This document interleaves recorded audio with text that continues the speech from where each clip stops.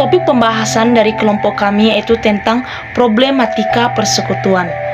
Bagi gereja yang adalah tubuh Kristus, persekutuan adalah sangat penting karena itu merupakan salah satu panggilan gereja.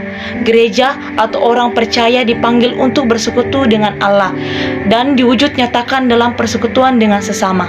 Karena itu, persekutuan bukan sekedar bicara pada tataran teoritis, tetapi ada aktual praktis. Persekutuan orang percaya sejatinya terwujud sebagai hasil karya agung rekonsiliasi Kristus. Karena itu, persekutuan sesungguhnya bukan ada karena secara alami, apalagi secara otomatis, tetapi atas dasar prakarsa Allah. Hal ini mengingatkan dan menyadarkan kita sungguh betapa pentingnya nilai sebuah persekutuan.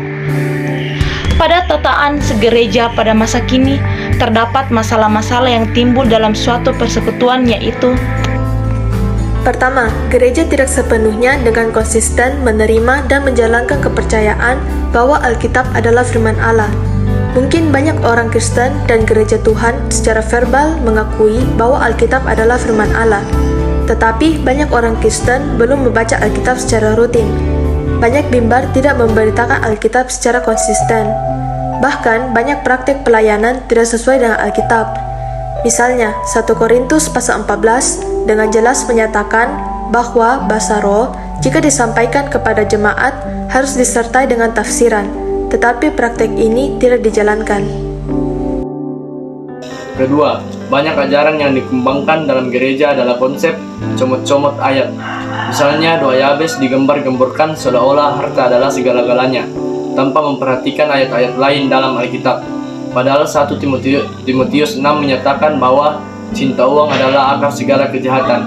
Seharusnya, suatu konsep yang diajarkan mempunyai dasar secara total dalam Alkitab dan bukan hanya 1-2 ayat saja.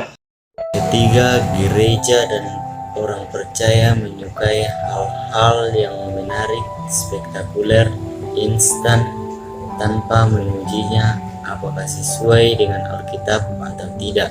Padahal yang menarik dan spektakuler belum tentu benar, bahkan bisa saja merupakan kekejian di mata Tuhan. Misalnya konsep sempit bahwa setiap mujizat berasal dari Tuhan, padahal mujizat bisa saja berasal dari setan, dan bahkan orang yang bermujizat dalam nama Tuhan pun bisa-bisa masuk neraka. Matius pasal 7 ayat 21 sampai 23. Permasalahan keempat, gereja dan orang percaya lebih menyukai makanan jasmani daripada makanan rohani.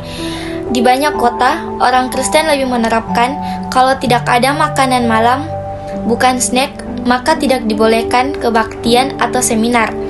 Padahal Tuhan Yesus berkata, manusia hidup bukan dari roti saja, tetapi dari setiap firman yang keluar dari mulut Allah.